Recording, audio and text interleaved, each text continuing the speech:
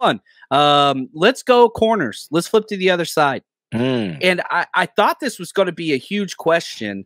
And I feel bad because I'm right off. I just broke down the first half defense. I'm still pissed at your boy Ambry Thomas. I can't get over it. I'm so mad at that damn play. It was one play. It was one play, but come on, man. Great. You got it. It's one play, and it didn't give up any points. Dude, sure as hell should have.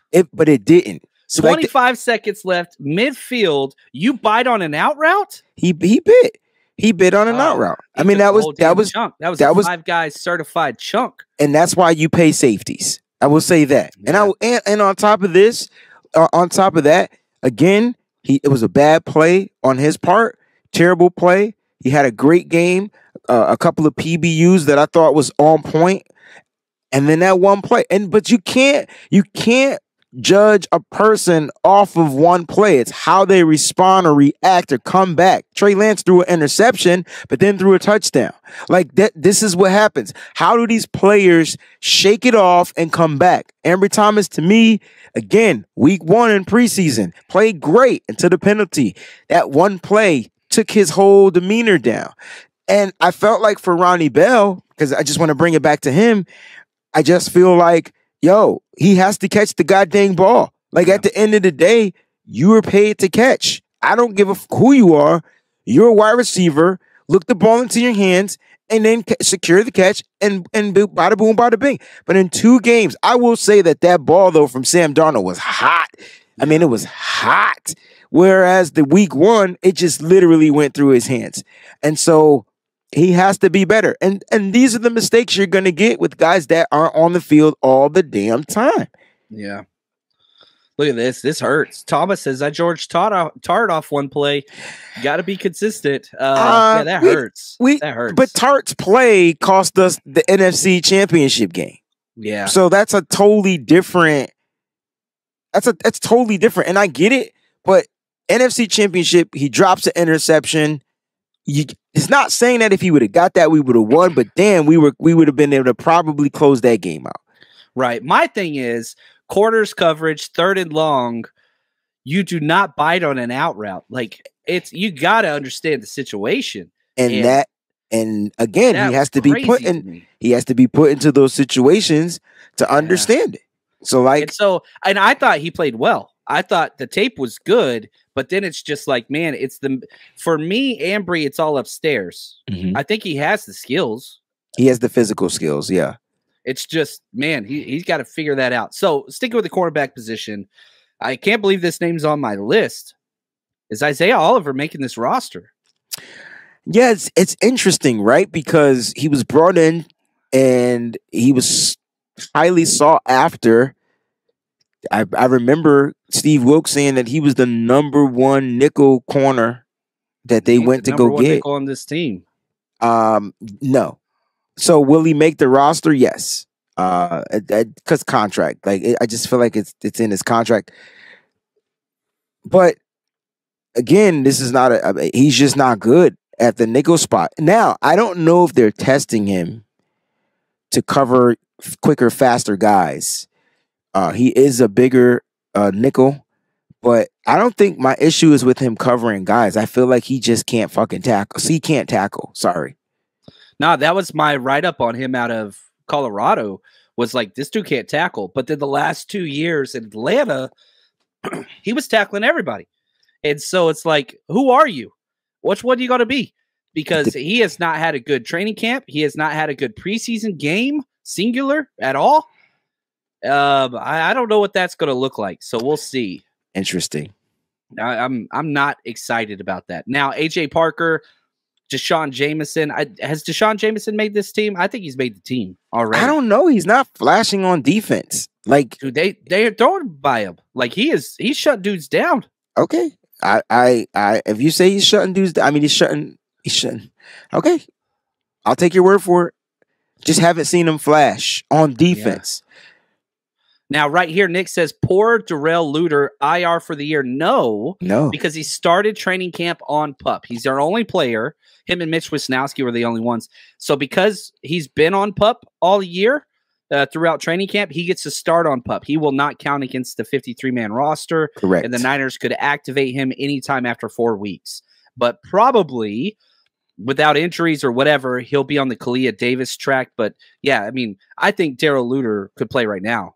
Yeah, I mean, physically he looks like he has the part, and I think mentally he can play football. It comes to him, like that's what he does. But right now they're just not ready to use him.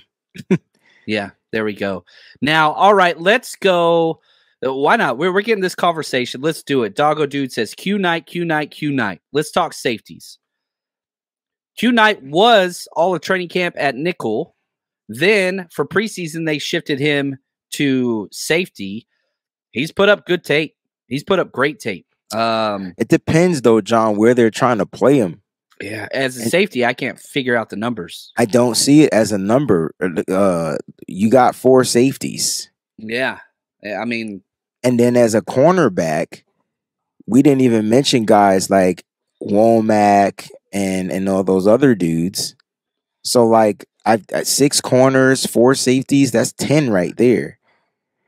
Yeah, so I had us keeping 9 in my total? Last projection. 9, yeah, 9 corners or 9 DBs. I'm sorry, 9 DBs total. Right. So and I don't know why I like even numbers, but I was thinking we go with 6 corners, but that might be 1 too many. Oh, I think I messed up because I didn't have Odom. And Odom is making this. I might have messed up. I got to go back and redo some things. And so Odom again, like it's going to be interesting, right? And so like that's why I said 4 safeties. You got Huff, you got Huff, you got Gibson, you got Brown, and you got Odom. Yeah. I don't think Knight makes it into the slot of the safeties. I don't think he's better than Ji'Ayir Brown, but man, he could tackle. So why not give him reps at the nickel? He was there all training camp. Look, Bino says Womack at nickel. My nickel depth chart would be Samuel Womack first team, Quantrez Knight second team. I just want Samuel Womack on the field. I don't give a where you place him. Like he is a playmaker. He just needs to play. Yeah. And it doesn't matter. He could play outside or inside. Doesn't matter. I'm with you there. Look at this question from Brian Trainwreck. He says, have you found that gunner yet in case Gray is out or injured? I haven't yet. I haven't done special teams film yet this week. I do that last. I'll probably get that done Thursday. I've done all the offense and the first half of defense. So I got to get the second half of defense and special teams done. But I'll get that done. Yeah, right here. Knight, CJ says, Knight knocks the heck out of people. That dude plays with so much passion. Second highest rated PFS score. He had a 90.5 grade. Whew. I mean, he had 2 solo stops. He only got 14 snaps. Yeah, he's limited because they're playing the other guys. But the point is, what does he do when he gets his? Uh-oh. We just lost Wayne for a second. I think his internet cut out. He will return.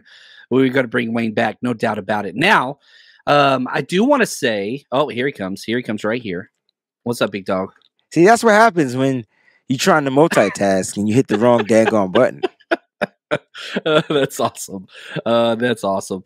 Peanut Jeff says, is George Odom that good to keep over other DB options? Listen, we need our special teams to be. I think so. He's an all-pro special teams player. So just think about that before you think about anything else.